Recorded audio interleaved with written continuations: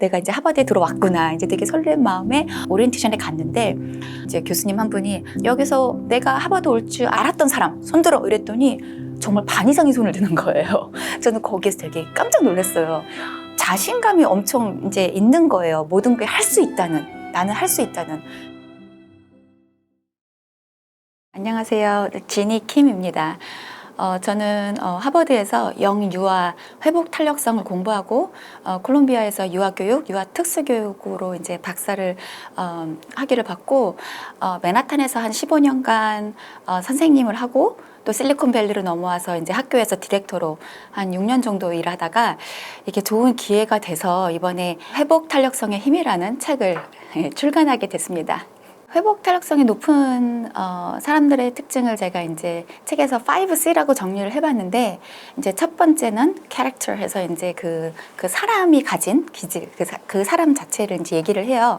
사람마다 이제 성향들이 되게 많은데 그 가진 성향들 중에서 낙천적이고 긍정적인 마인드가 있는 이제 그런 성향의 사람들, 외향적인 사람들, 되게 유쾌한, 유머러스한 사람들, 이제 이런 성향을 가진 이제 캐릭터가 이제 회복 탄력성의 자원 중에 하나고요.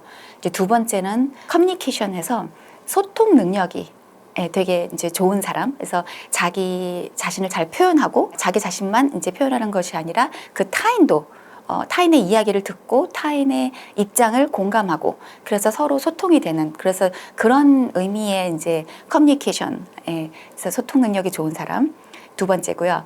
세 번째는 커넥션이라고 해서 사회성이에요. 그러니까 이제 대인관계죠.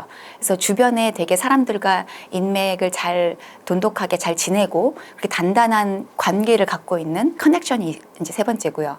네 번째는 컨트롤해서 자기 조절 능력이에요. 그래서 자기의 생각, 자기의 감정, 그리고 자기의 행동을 잘 조절할 수 있는 사람. 그렇게 해서 이제 네 번째가 이제 컨트롤이고, 이제 마지막으로는 다섯 번째는 이제 confident, 그래서 이제 자존감이에요.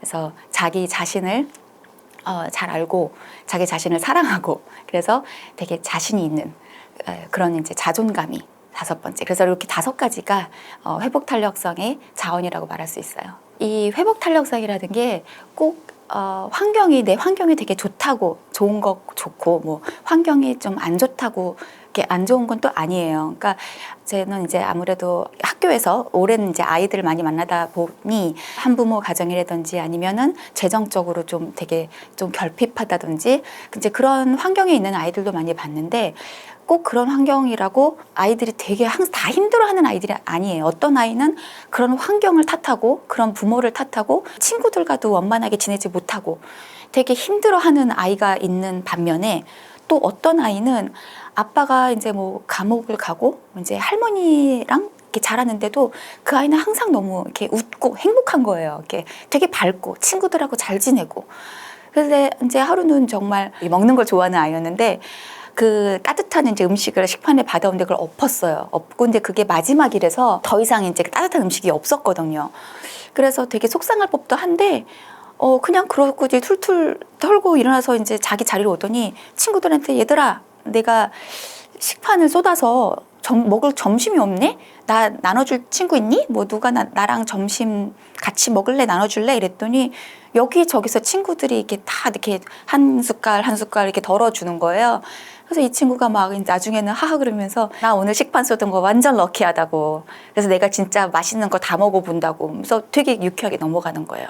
그래서 이런 것처럼 어떤 상황이 부딪힐 수도 있고 그게 되게 마음이 다칠 수도 있고 아니면 이제 어떤 뭐 몸이 힘들 수도 있고 여러 가지 고난이 있을 수도 있지만 그런 여러 가지 역경들을 어떻게 바라보고 어떻게 대처해 나가느냐는 꼭 환경에서만 그 차이가 나는 게 아니거든요. 그래서 회복 탄력성이라는 건 어른도 마찬가지로 이제 그런 상황에서 오는 것이 아니라 자기가 이제 그거를 어떻게 바라보고 어떻게 대처하느냐, 그리고 그거를 어떤 이제 그런 것들은 이제 경험을 통해서 또 키워나갈 수 있는 것이기 때문에 어른들도 어떤 환경에 있던 어떤 상황이던 그거는 이제 사람마다 충분히 다 키워나갈 수 있는 그런 능력이라고 생각이 돼요. 근데 하버드생 하면 진짜 막 공부만 되게 많이 하고 되게 공부벌레고 그럴 거라고 생각을 많이 하는데 학교에 들어가서 만났던 친구들을 보면 생각보다 되게 유쾌해요. 되게 유쾌하고 되게 컴패리티브 하다기보다는 같이 가려는, 이제 같이 협력을 해서 같이 서로에게 배우려는 그런 자세들이 오픈 마인드가 되게 돼 있어요. 그리고 이제 자기 목표가 되게 뚜렷하고 자기 목표를 이루기 위해서 확고하게 단계별로 이제 이루어 나가는 이제 그런 목표 지향적인 예, 그리고 되게 성취감 있는 이제 그런 친구들이 되게 많았어요. 그래서 이제 그런 자원들이 그 하버드에서 만났던 친구들의 좀 성향이었던 것 같아요.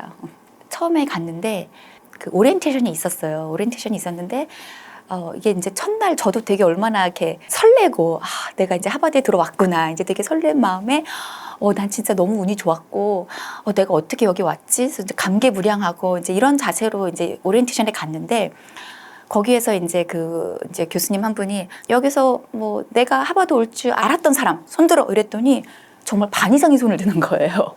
저는 거기에서 되게 깜짝 놀랐어요. 와, 어떻게 이렇게 당당하게 본인이 올 수 있다고 되게 생각을 했지? 근데 그 한 면이 아니라 자신감이 엄청 이제 있는 거예요. 모든 게 할 수 있다는, 나는 할 수 있다는 그 프로젝트를 이렇게 진행을 시켜야 되는데 제가 막힌 거예요. 막혀서 이거를 어떻게 진행을 해야 되지? 이렇게 해야 될까? 저렇게 해야 될까? 해서 되게 막 고민을 하고 되게 힘들어하고 있었는데 그때 친구 하나가 자기 프로젝트가 저랑 동일한 프로젝트도 아니고 되게 다른 프로젝트인데 와서 같이 밤을 새가면서 제 프로젝트 플래닝을 같이 해주는 거예요. 그래서 전 그때 되게 감동을 먹었거든요.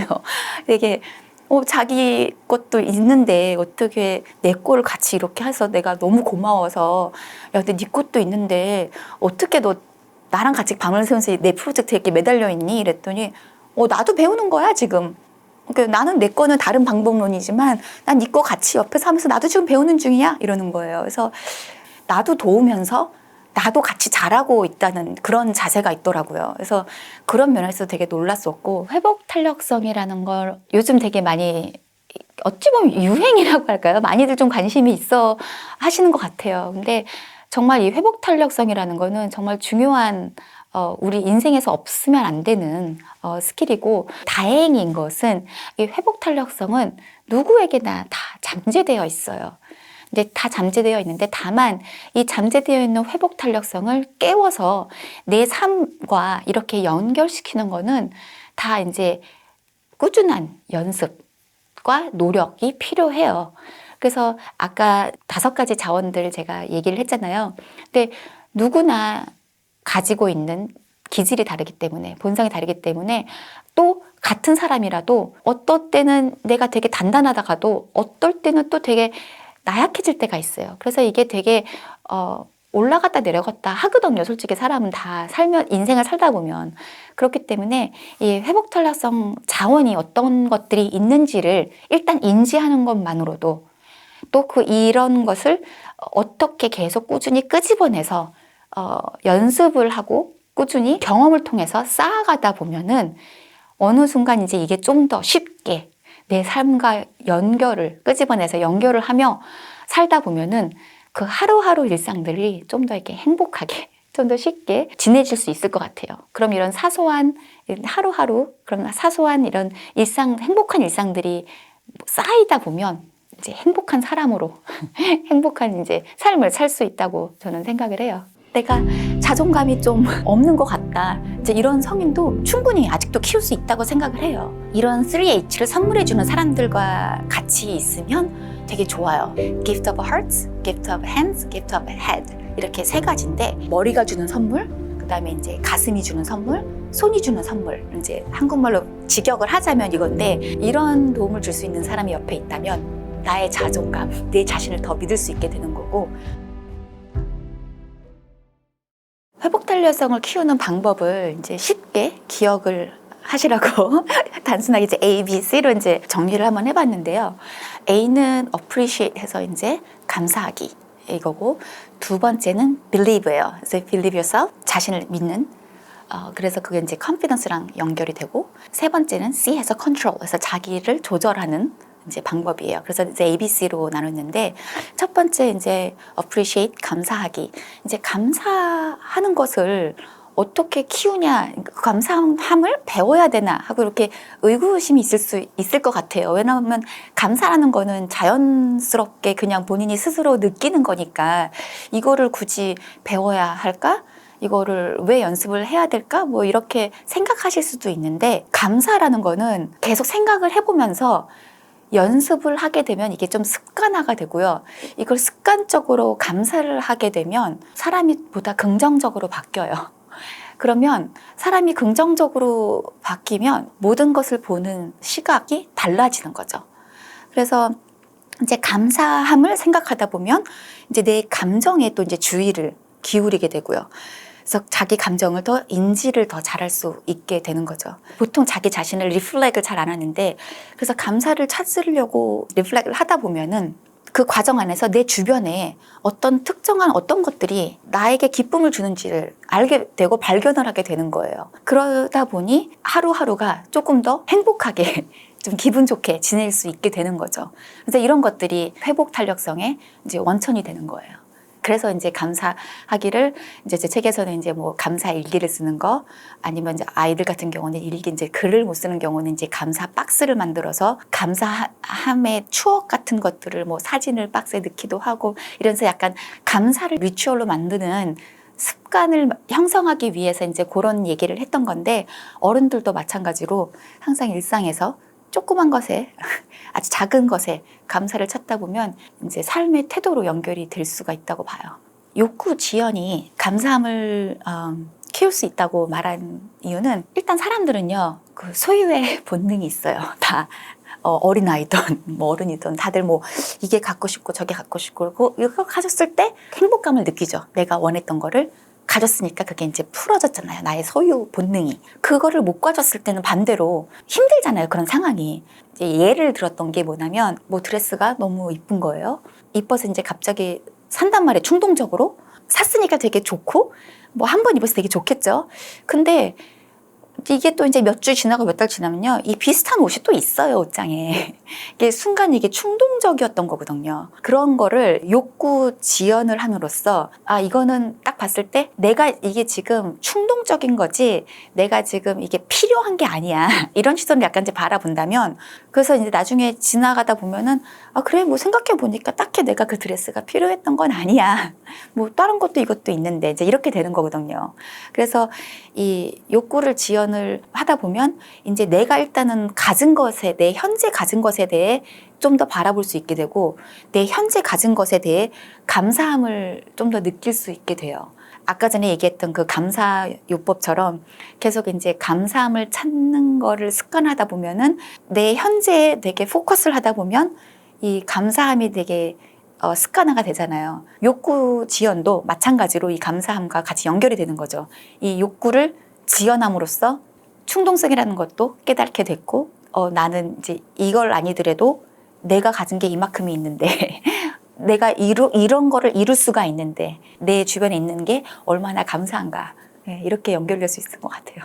그리고 두 번째 이제 자신 및 그러니까 자기를 믿으라고 이제 believe로 제가 이제 키워드를 잡았는데, 특히 어찌 보면 이제 한국 사회에서 사는 사람들, 성인들, 뭐 아이들까지 다 포함해서, 뭐 무슨 아이들이 이제 커서 성인이 되는 거니까 믿음이 약간 좀 약한 것 같아요.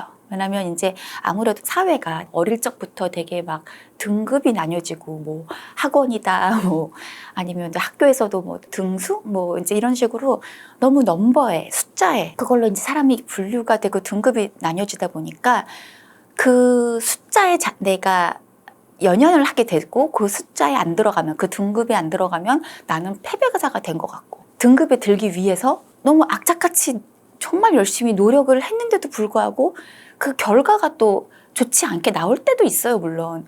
그러면 거기서 더 좌절감을 느끼고, 그러다 보니 이제 자기 자신에 대한 믿음이 떨어지고, 그러다 보니 자기 자신을 사랑하지 않게 되고, 그러다 보니 자존감도 바닥이 되고, 이런 것들이 이제 회복 탄력성에 나쁜 영향을 미치게 되는 거죠. 그래서 자신을 믿으려면 물론 어릴 적부터 차곡차곡 쌓아지는 게 물론 좋겠죠. 왜냐면 육아 환경이 아이가 이제 자라는 데 있어서 되게 자신감을 줄 수 있는 그런 육아 환경을 제공해 준다면, 그런 환경에서 그렇게 커서 성인이 되면은 자존감이 단단하니까 자기 자신을 믿으니까 어떤 일을 하더라도 되게 당당하게 할 수 있고 추진해 볼 수 있고 있는데 벌써 지금 이제 성인이 됐다. 내가 자존감이 좀 없는 것 같다. 이제 이런 성인도 충분히 아직도 키울 수 있다고 생각을 해요. 대인 관계에 있어서 3H를 되게 이제 제 책에서도 이제 설명을 했는데 이런 3H를 선물해 주는 사람들과 같이 있으면 되게 좋아요. 이게 뭐냐면 이제 gift of hearts, gift of hands, gift of head 이렇게 세 가지인데 이게 이제 머리가 주는 선물, 그다음에 이제 가슴이 주는 선물, 손이 주는 선물. 이제 한국말로 직역을 하자면 이건데 이게 뭐냐면 머리는 이제 information, 정보성 도움을 주는 지인인 거죠. 그래서 내가 어떤 문제에 직면했을 때 어떤 구체적인 정보를 주면서 이렇게 현실적인 방법을 구체적으로 제시하면서 나를 도와줄 수 있는 그런 사람. 그리고 이제 gift of heart라고 이제 신장이죠. 그래서 정신적으로 나를 막 지지해 줄 수 있는 사람. 그리고 이제 gift of hands에선 되게 실질적인 도움을 옆에서 같이 해결해 줄 수 있는 사람.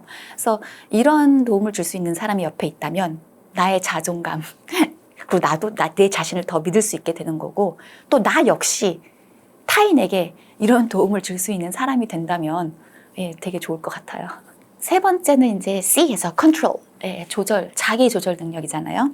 자기 조절을 한다는 것은 인지를 조절을 하는 능력, 그다음에 이제 감정을 조절하는 능력, 그리고 이제 신체를 그러니까 행동을 조절하는 능력 이렇게 볼 수가 있는데 제가 책에서는 이제 육아사다 보니까 아이들을 어떻게 조절 능력을 가르쳐주고 키워줄 수 있느냐 하기 때문에 저는 이제 신체 조절을 먼저 얘기를 했어요. 왜냐하면 아이들은 보이지 않는 그런 인지, 생각을 조절하는 것 자체가 보이지 않기 때문에 그거를 먼저 조절하는 게 힘들거든요.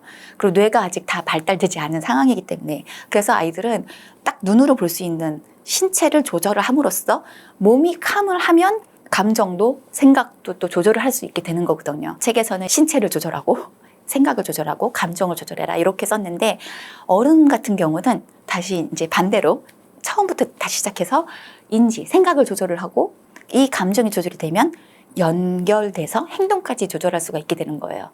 그래서 사회적 이슈들이 되게 많잖아요. 막 분노 조절을 못해서 주차 문제라든지 뭐 그 사람들과의 대인관계든지 여기서 그 화가 컨트롤이 안 돼서 너무 거친 행동, 뭐 심지어는 그런 범죄까지 범하게 되는 이런 사례들이 있는데 이걸 처음부터 이제 생각을 조절하는 연습을 하다 보면 감정도 누그러지고 행동까지 조절할 수가 있게 돼요. 인지를 조절하는 방법에는 되게 이상적인 방법이 있어요.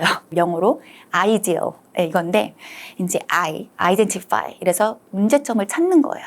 그 다음에 determine 해서 그 문제를 해결하는 방법을 이제 모색해 보는 게 이제 E는 이제 evaluate 하는 거죠. 바로 전 단계에서 생각해 본 방법들을 이게 괜찮은 건지 evaluate을 점검을 해보는 거예요. 그 다음에 A는 act 그래서 고안해 봤던 방법들 중에서 최고의 방법을 act, 행하는 거죠. 이제 마지막은 이제 L 해서 이제 그런 행동을 해봤으니 거기에서 이제 내가 무엇을 배웠나. 실행을 해봤을 때 이래서 좋았고 아니면 저래서 뭐 아쉬웠던 부분이 있었고 이런 게 있잖아요. 그래서 그런 걸로 L 해서 learn, 배우는 거예요. 그래서 이 생각을 이 아이들 요법으로 identify 하고 determine, 그 다음에 evaluate, 그 다음에 act, learn 이렇게 5가지로 이렇게 step by step 생각을 해다 보면 생각이 조절하는 게 좀 더 쉬워져요. 두 번째 이제 감정으로 넘어가 보면요. 감정이 이렇게 너무 격했을 때는 일단 멈춰야 돼요. 근데 그 멈추지 못하기 때문에 이게 그 행동으로 확 나가는 거거든요. 그래서 이 감정을 조절하는데도 이 키워드가 있어요. 그 길을 따라가면 돼요. 길, path잖아요. path, P-A-T-H. 그것처럼 P, pause, 멈춰라. A 하면 acknowledge 하는 거예요. 나의 감정을 인식을 하는 거예요. 내가 지금 너무 화가 났구나. 아니면 내가 지금 너무 막 좌절을 하고 있구나. 이제 acknowledge에서 나의 감정을 스스로 알아야 돼요. 그 T, think예요. 생각을 해야 되는 거예요, 이제. 그래서 내가 왜 이 감정이 이렇게 왔을까? 이제 생각을 하는 거예요. 그래서 이 감정을 누그러뜨리는 방법은 뭐가 있을까? 이성적으로 생각을 하는 거죠. 마지막은 H, help. 생각한 방법을 가지고 내 자신을 돕는 거예요. help. 그래서 이 감정 조절에 있어서 이 길을 따라가면 이 감정을 조절을 해볼 수가 있어요. 너 삐졌어? 그럼 아니. 너 화났어? 그럼 아니. 괜히 이러면 내가 약간 좀 옹졸한 사람으로 보일 수도 있고 사소한 것에 그러는 사람처럼 보일 수 있는 것 같기도 하고, 그래서 감정을 인정을 안 한단 말이에요. 자기 스스로도 내가 그런 사람이 되는 것 같아서. 근데 그럴 필요가 없이 모든 감정은 다 자연스러운 거고, 그런 감정이 있기 때문에 그 감정을 억누르고 이러기보다는 그래 맞아 나 화났어, 그래 나 슬퍼, 인정하는 것도 되게 중요한 것 같아요.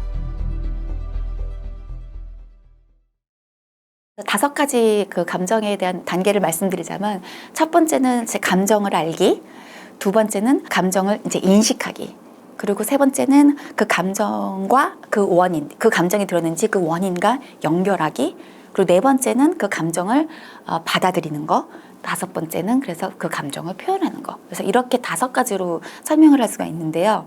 첫 번째 그 감정을 알기라는 거는, 책에서 얘기했던 거는 아이들은 여러 가지 감정을 잘 몰라요. 신난다, 기쁘다, 슬프다, 이렇게 아주 기본적인 감정은 알지만 짜증이 난다, 뭐 부럽다, 뭐 불안하다, 여러 가지 미묘한 감정들은 아직은 아이들이 잘 알지 못하거든요. 그렇기 때문에 이제 책에서는 첫 번째 감정을 알기라고 해서 그 감정을 명명하는 거, 감정을 언어와 연결시키는 거가 첫 단계라고 해서 감정 알기라고 얘기를 했는데, 성인들한테도 이게 마찬가지예요. 무슨 뜻이냐? 감정을 언어로 이렇게 명명하는 것이 어떤 큰 격한 감정을 완화시켜준다는 연구를 UCLA에서 이제 발표한 적이 있어요. 화가 났다는 감정을 이렇게 언어로 표현을 하면은 편도체 그 반응이 이렇게 줄었다는 거예요. 근데 편도체라는 것은 이제 위험 요소를 인지를 하고 그 위험으로부터 나를 보호하기 위해서 그 생물학적 알람을 이제 키는 거거든요. 그러니까 이제 다시 말해, 언어로 표현을 하면 생각하는 뇌를 자극해서 감정의 뇌의 활동을 이렇게 줄여준다는 거예요. 감정을 이렇게 말로써 표현하는 것 자체가 감정을 이렇게 진정시키고 충동적인 그런 행동으로 이어질 수 있는 거에 그 브레이크를 걸어준다는 거죠. 그래서 감정을 알고 이제 명명하는 게 중요해요. 두 번째는 감정을 이제 인식하는 거죠. 인식한다는 거는 이제 내가 지금 어떤 감정인지를 아는 거. 가끔씩은 그 내 감정을 모르고 지나갈 때가 있거든요. 모르고 나도 모르게 어떤 행동을 하거든요. 그러니까 내가 지금 어떤 감정이다, 어떤 감정에 휩싸였다, 그걸 이제 인식하는 게 두 번째 단계고요. 세 번째는 인식한 감정이 어디에서 출발이 됐나, 그 원인이 무엇인가 연결해 보는 게 중요해요. 하버드 의대 신경정신과 전문의 시겔 박사님은 감정에 대해서 이렇게 막 이야기를 하다 보면 그 감정에서 막 휘둘려지기보다는 감정이라는 거를 이렇게 떨어뜨려서 이제 객관적으로 이제 볼 수 있다고 이제 얘기를 해요. 이름을 붙여서 길들이기, 뭐 이런 표현을 썼었어요. 그래서 그 감정에다가 이름을 붙이고 그 감정이라는 거에 둘러싼 이 상황들, 이런 것들을 다 이렇게 묘사를 하다 보면 이 상황이 좀 더 다 잘 이해가 돼진다는 거예요. 그래서 그 잘 이해해서 그렇게 해석을 하다 보면 그 원인까지 알 수 있게 되는 거죠. 그래서 감정을 원인, 그 어디서 출발했는지 그거를 원인을 알고 이 감정을 이제 연결을 시키는 거. 그 다음에 이제 네 번째로는 그래서 이 감정이 나한테 든 거를 받아들이는 거예요. 근데 생각 외로 이 받아들이는 게 되게 힘들어요. 특히나 한국 사회는 약간 겉으로 나의 감정을 드러내지 않는 문화잖아요. 너 삐졌어? 그럼 아니. 너 화났어? 그럼 아니. 괜히 이러면 내가 약간 좀 옹졸한 사람으로 보일 수도 있고 사소한 것에 그러는 사람처럼 보일 수 있는 것 같기도 하고, 그래서 감정을 인정을 안 한단 말이에요. 자기 스스로도 내가 그런 사람이 되는 것 같아서. 근데 그럴 필요가 없이 모든 감정은 다 자연스러운 거고, 그런 감정이 있기 때문에 그 감정으로 인해서 어떤 행동을 취할 수 있는 거고, 그렇기 때문에 그 감정을 억누르고 이러기보다는 그래 맞아 나 화났어, 그래 나 슬퍼, 괜찮아, 이렇게 인정하는 것도 되게 중요한 것 같아요. 그래서 일단은 그렇게 인정을 해야 마지막 5번째 이렇게 표현을 할 수가 있어요.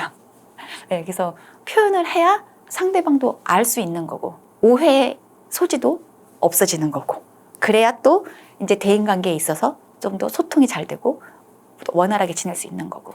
한 가지 예는요, 제가 이제 그 박사과정 시험을 보는데 그 전날 이런 생각이 문득 드는 거예요.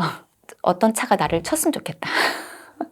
이런 되게 큰 말도 안 되는 상상을 하게 되는 거예요. 근데 순간 저도 놀랐어요. 내가 왜 차에 치였으면 좋겠다는 생각을 할까? 순간 저도 놀란 거예요. 내일 박사 시험을 봐야 되는데. 근데 그게 보면은 되게 큰 불안감에서 온 거예요. 그러니까 그 시험의 상황에서 이렇게 회피하고 싶은 마음에 누가 나 좀 차에 치였으면 좋겠다는 생각이 든 거예요. 근데 그걸 또 다시 들여다보면요. 왜 그런 생각이 들었을까?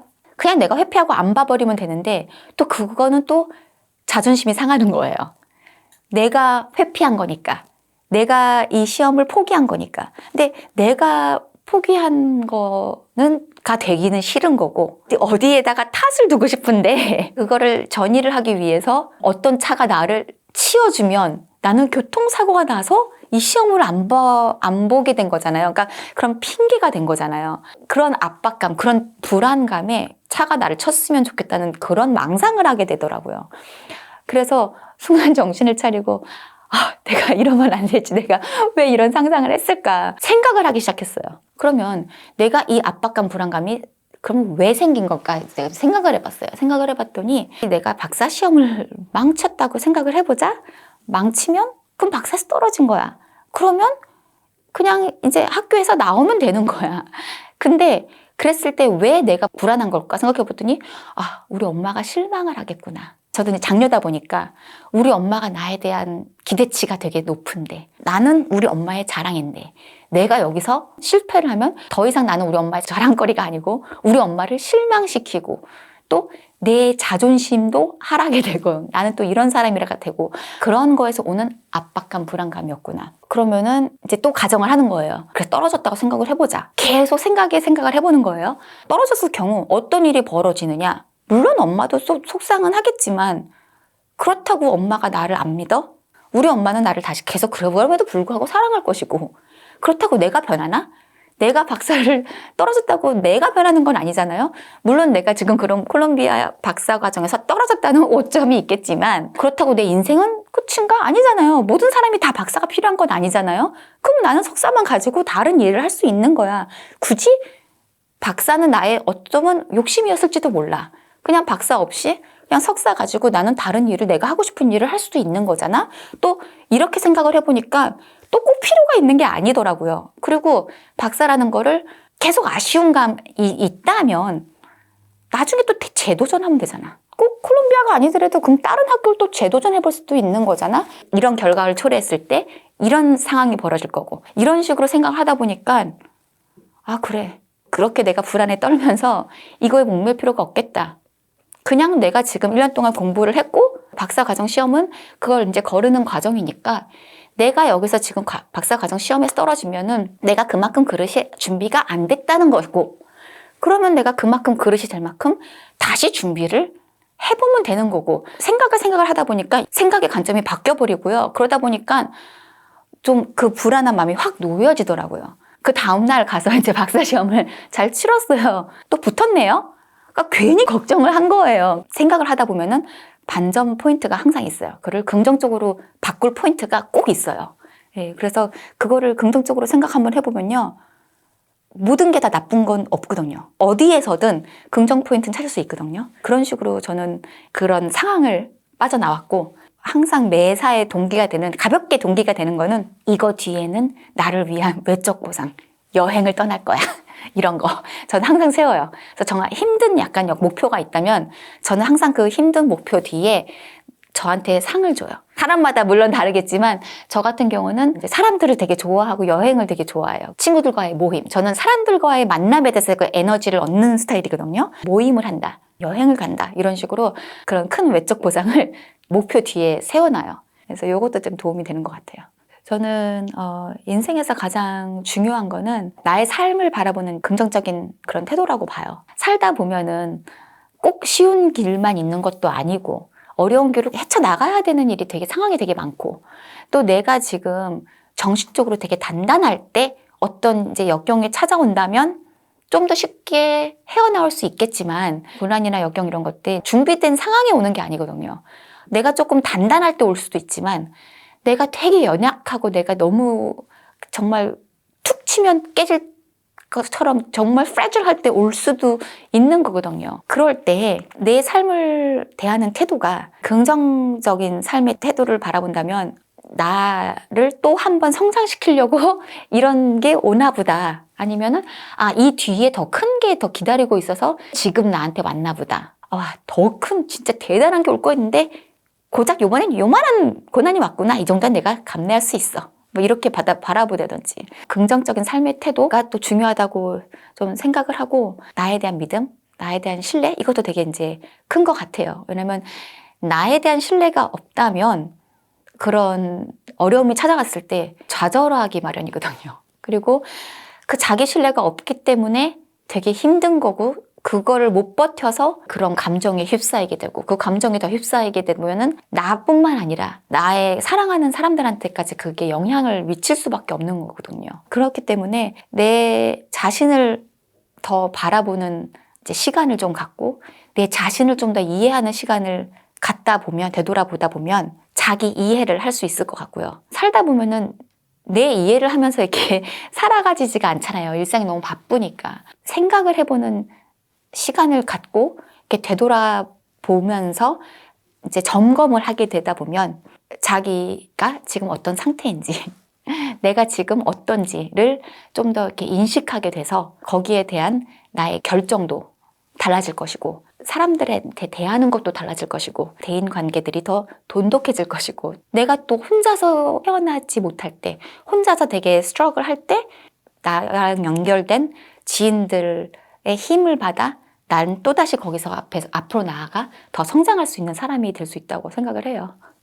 아이가 뭐를 했을 때 와, 너 이거 어떻게 만들었니? 뭐 이런 식으로 질문을 해서 아이에게 칭찬을 하면은 아이는 이제 그 질문을 받고 생각을 하잖아요. 그럼 아이의 생각을 좀 확장시킬 수가 있어요. 한번 생각해 보시는 게 이 공부는 누가 해야 되는 건가요? 부모가 아니라 아이예요. 아이가 주도가 돼서 공부를 시작하고 해 나가야 되는데 첫 단추부터 잘못된 거예요. 어떻게 보면은 공부는 해야 되는 거니까 하는 게 아니라 내가 하고 싶어서 해야 되는 거거든요. 처음 시작은 저는 생각을 해요. 회복 탄력성의 자원이 이제 여러 가지가 있다고 했잖아요. 그 중에 하나가 캐릭터라고 이제 선천적으로 긍정적이거나 낙천적이거나 외향적인 그런 친구들은 회복 탄력성에 타고난 이제 기질이 있는 부분인데 아이마다 다 다르잖아요. 그러니까 저희 큰아이 같은 경우는 태생적으로 되게 긍정적이고 되게 이제 외향적이다 보니까 좀 힘들거나 뭐 이런 것도 기질적으로 되게 쉽게 바라보게 되고 또 되게 긍정적으로 받아들이게 되고 뭐 괜찮아, 뭐 하면 되지, 뭐 이런 좀 그런 성향이 있어요. 그런 반면에 둘째 같은 경우는 좀 되게 또 내향적이고 좀 처음 만나는 사람들 두려워하고 처음 가는 장소도 되게 시간이 좀 걸리고 성향적으로 그러다 보니 새로운 거를 시도해보는 걸 좀 많이 꺼려해요. 그래서 아이들마다 저는 이제 큰애와 작은애가 다른 것처럼 모든 부모님들이 이제 아이들 키우는 게 다 다르잖아요. 그래서 아이의 성향에 따라 그거를 약간 좀 다른 식으로 이제 어프로치를 해보시는 게 좋을 것 같아요. 그래서 회복 탄력성 자원이 꼭 하나가 아니잖아요. 여러 가지가 있잖아요. 다양한 자원들을 키워주려고 저는 노력을 해요. 첫 번째 캐릭터를 제외하고 뭐 두 번째 컴퓨터 자존감 같은 경우 아이들이 이제 회복 탄력성이 자존감을 베이스로 기반으로 이제 이겨낼 수 있는 거잖아요. 그래서 자신감을 불어주고 자존감을 불어주기 위해서는 아이들한테 처음에는 가장 기본적인 거는 무조건적인 사랑이죠. 그러니까 부모가 나는 사랑받는 존재다. 우리 부모님 나를 사랑해. 나는 사랑받는 아이야. 이런 걸 느낀 아이는요. 아주 바닥에 되게 이제 컴퓨터한 자존감이 형성이 돼요. 그리고 또 하나는 이 자존감이라는 거는 자기 스스로 또 느껴야 되는 거거든요. 근데 이 스스로 느끼려면요. 물론 이제 그런 넘치는 무조건적인 사랑을 받는 거에서도 출발을 하지만 자기가 어떤 것을 성취했을 때 느끼는 그런 감정이 쌓여서 나는 괜찮은 사람이구나. 나는 이런 걸 할 수 있는 사람이구나. 이렇게 쌓아지거든요. 그렇기 때문에 자기가 어떤 것을 목표를 해서 성취를 할 수 있는 기회를 제공해 주셔야 돼요. 이제 아이들이 겪을 상황들이 있잖아요. 혼자 하게끔 내버려 두시는 게 되게 도움이 돼요. 그래서 특히나 어린아이들이 어릴 때 혼자 스스로 먹게 냅두면 뭐 반 이상은 흘리고 바닥에 떨어지고 뭐 정말 이렇게 떠도 요만큼만 입에 들어가잖아요. 여러 가지 음식을 골고루 먹이고 싶다는 엄마의 마음, 육아가 얼마나 힘들어요. 치우고 돌아서면 또 치우고 막 이러잖아요. 그러다 보니 너무 힘드니까 아이 스스로 먹게 흘려서 그 뒤처리를 하는 것보다는 내가 솔직히 먹여주는 게 엄마 입장에선 조금 더 편하거든요. 하지만 그 편한 대신 그만큼 아이는 혼자 성취해 볼 기회를 잃어버리는 거예요. 그러니까 아이가 발달을 함에 따라서 아이가 할 수 있는 그런 적당한 선에서는 부모님들은 아이가 스스로 할 수 있는 기회를 많이 제공해 주셔야 돼요. 그래서 많이 대신해 주시지 마시고 스스로 성취를 해볼 수 있는 경험을 많이 제공해 주셔라. 이게 이제 그런 자존감 형성에 또 되게 또 큰 도움이 되니까요. 그렇게 또 이제 회복 탄력성을 키워줄 수 있고요. 이제 사회성, 그 이제 커넥션 같은 경우는 저희 큰아이 같은 경우는 외향적이고 되게 금방금방 먼저 스스로 다가가는 스타일이에요. 그래서 큰아이 같은 경우는 그렇게 커넥션, 그런 사회성에 대해서 제가 이렇게 딱히 육아를 해주는 게 없어요. 하지만 우리 둘째 같은 경우는 되게 오래 걸리잖아요. 그러니까 이 친구 같은 경우는 그 아이를 위한 그 스크립트라 그러나요? 아이가 처음 친구를 만났을 때 이런 말을 할 수 있어 라는 되게 구체적인 말을 제시를 해줘요. 처음 친구를 만나면 이 말을 할 수 있어. 이런 식으로 그렇게 엄마가 스크립트를 줘도 처음에 그렇게 못해요. 아이가 못 따라해요. 그럼 엄마가 처음에 계속 이제 들려주고 해보고 이제 그 말을 듣게끔 하고 말이 힘들면 그냥 가서 그냥 이렇게 웨이브만 하는 정도라도 일단은 1단계거든요. 왜냐면 처음 만난 친구랑 노는데 오래 걸리는 아이한테 너 인사 좀 해봐. 응? 너 빨리 가서 놀아봐. 이렇게 푸시를 하면요. 이 아이는 더 힘들어져요. 그러니까 이 아이가 조금 용기를 낼 수 있는 만큼 단계별로 조금씩만 가서 이렇게만 하고 올 정도. 아니면은 가서 이렇게 웃음 한 번 이렇게 웃는 정도. 이렇게 되게 작은 것부터 약간 실행을 하게끔 모델링을 해줘서 아이가 그게 조금 편해지면은 하나만 더 얹어서 그럼 안녕 하고 인사만 한번 해볼까? 안녕 이렇게. 그 다음에는 안녕, 뭐해? 이렇게 해서 단계별로 아이 성향에 맞게 할 수 있을 정도로 조금씩 이렇게 해보는 게 아이한테도 이렇게 도움이 돼요. 아이의 성향에 따라서 이렇게 다르게 회복 탄력성을 키워주고 있고요. 그리고 이제 조절 능력은 솔직히 모든 아이들은 다 필요한 거잖아요. 왜냐면 이제 아이들은 되게 본능적이고 아직 많은 경험을 안 해봤기 때문에 그거 조절 능력이 아직 힘들어요. 그래서 아이들 이제 그 감정 조절이라든지 그런 신체 조절 같은 경우는 그러니까 아이들마다 좀 다르거든요. 이렇게 대근육이 되게 발달이 잘 돼서 몸을 자유자재로 이렇게 조절할 수 있는 아이가 있는 반면에 또 안 그런 아이도 있고 또 어떤 아이 같은 경우는요 너무 크게 얘기해요. 바로 옆에 있는데 엄마 뭐 이렇게 막 소리를 많이 지른단 말이에요. 아니 여기 앞에서 얘기를 한다든지.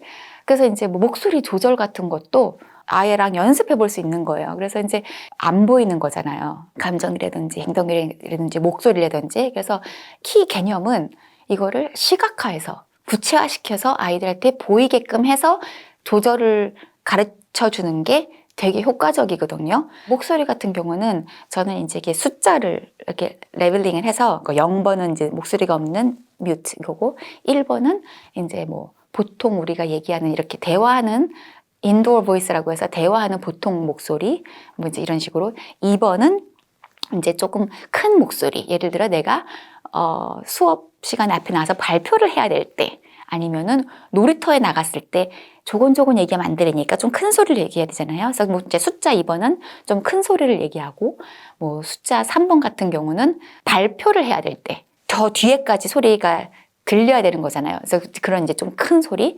그다음에 네 번째 같은 경우는 이제 emergency, 뭐 급한 일이 있을 때 뭐 소리를 질러야 되는 거죠. 예를 들어 뭐 공을 뻥 찼는데 저쪽에 뭐 친구가 맞을 것 같아. 그러면 소리를 질러서 알려줘야 되는. 그때는 뭐 4번의 큰 소리. 이래서 소리를 뭐 이제 1번, 2번, 3번, 4번 이렇게 구체화시켜서 아이한테 보여주고 저는 이제 책에다는 이제 실었는데 버튼을 달아가지고 단추를 달아서 이제 애가 왔다 갔다 할 수 있게끔 재밌게 해줬어요. 그러면은 야, 네 목소리가 지금 3번에 있어. 우리는 이 지금 방 안에 있잖아. 얘를 1번으로 뭐 해봐. 뭐 이런 식으로. 아이들한테 그 소리를, 안 보이는 소리를 이렇게 시각화하게 보여주면은 아이가 좀 더 그 조절하는데 좀 도움이 돼요. 이제 이런 것처럼 이렇게 조절도 시각화해서 아이들한테 이제 가르쳐 줘라. 예, 그러면 도움이 된다. 물론 모든 부모라면 우리 아이가 공부를 잘했으면 하겠죠. 근데 이 공부를 잘 하기 위해서, 성적을 잘 받기 위해서 시키는 부모님들을 많이 봬요. 근데 무슨 학원, 또 탑 학원을 가기 위한 서브 학원. 근데 한번 생각해 보시는 게, 이 공부에는 누가 해야 되는 건가요? 부모가 아니라 아이예요. 아이가 주도가 돼서 공부를 시작하고 해 나가야 되는데 첫 단추부터 잘못된 거예요. 어떻게 보면은 공부는 해야 되는 거니까 하는 게 아니라 내가 하고 싶어서 해야 되는 거거든요. 그러면 솔직히 공부가 왜 하고 싶을까요? 솔직히 이제 이게 또 질문인 거잖아요. 처음 시작은 저는 호기심이라고 생각을 해요. 일단 공부라는 거는 배우는 거잖아요. 내가 몰랐던 것을 알게 되는 게 이제 공부잖아요. 세상에 호기심이 없다면 별로 알고 싶지가 않잖아요. 어떤 호기심이 있으면 본인이 알고 싶으니까 스스로 거기에 대해서 공부를 하거든요. 그래서 공부도 마찬가지로 이 호기심에서 출발해야 된다고 생각을 하거든요. 그래서 이제 이 호기심이라는 거는 아이들은 본성적으로 다 호기심을 갖고 태어나요. 되게 이제 naturally 되게 curious해서 이게 뭐야, 저게 뭐야. 어릴 때는 애들이 다 뭐야 이러잖아요. 근데 어느 순간부터 몇 세가 되면은 뭐 한글을 떼야 되고, 이제 초등학교 들어가기 전에는 뭘 해야 되고, 뭐 포닉스를 해야 되고, 뭐 나이별로 막 해야 되는 그런 아이의 공부 로드맵을 안타깝게도 특히나 한국 부모님들은 너무 많이 짜주세요. 그리고 아이들은 그게 또 그런가 보다 하고 이렇게 다 따라가게 돼요. 그 안에서 물론 공부 잘하는 아이들이 있겠죠. 왜냐면 뭐 그냥 이렇게 엄마가 하라니까 하는 아이들, 아니면은 내가 이렇게 잘하면 엄마가 기쁘니까 엄마를 기쁘게 해드리기 위해서 뭐 하는 아이들, 아니면 또 엄마가 무서워서 혼날까봐 하는 아이들. 근데 이런 아이들은요, 뭐 초등학교 때까지는 어느 정도 아직 어리니까 잘 따라온다고 생각을 해요. 자기 스스로 해보지 않은 아이들 같은 경우는 한 5, 6학년 사춘기만 돼도 중학교 들어가고 고등학교 들어가면서부터는 그게 안 되는 거예요. 이 공부를 잘 하기 위해서는 저는 이제 그런 호기심에서 출발하지만 이 동기, 왜 공부를 해야 되는지 동기부여가 어찌 보면은 가장 중요하다고 봐요. 그래서 아이가 공부를 왜 해야 되는지, 아니면 내가 공부를 잘하면 어떤 결과를 가져오는지, 아니면 내가 어떤 성인이 되고 싶은지, 그런 거를 먼저 생각해 보면은 거기서 이제 오히려 또 반대로 또 미래를 생각했다 보면은 그러면 이런 사람이 되기 위해서는 나는 이런 거를 갖춰야 되겠구나. 그럼 이런 거가 갖춰야 되면은 이런 공부를 해야 되겠구나. 이러면서 스스로 느낄 수 있게 되거든요. 그러니까 아이랑 어리다고 엄마 스스로 다 뭐 공부 로드맵, 아이의 직업까지 미리 다 생각을 해서 짝짝짝 플랜을 짜주시는 게 아니라, 일단 우리 아이를 잘 관찰을 하고 우리 아이가 뭐를 잘하나, 무엇을 좋아하나. 왜 좋아하는 거를 열심히 하다 보면 또 그걸 잘하게 되거든요. 그러니까는 그걸 먼저 엄마가 잘 관찰을 해보고 거기서부터 출발을 하는 게 가장 바람직한 자세라고 볼 수 있어요. 그래서 칭찬하면 이제 영어로 이제 그걸 praise라고 하잖아요. 기억하기 쉽게 저는 이제 praise 요법이라고 얘기를 하는데, 그래서 이제 P는 많은 사람들이 이제 많이 아는 거예요. process, 과정에 대해서 칭찬을 해라. 결과에 대해서 칭찬하지 말고 과정에 대해서 칭찬을 해라.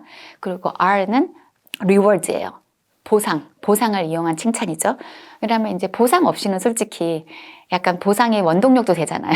칭찬에 이제 이렇게 보상을 또 해줄 수도 있고, 그 다음에 이제 A 같은 경우는 ask예요. 질문형 칭찬이에요.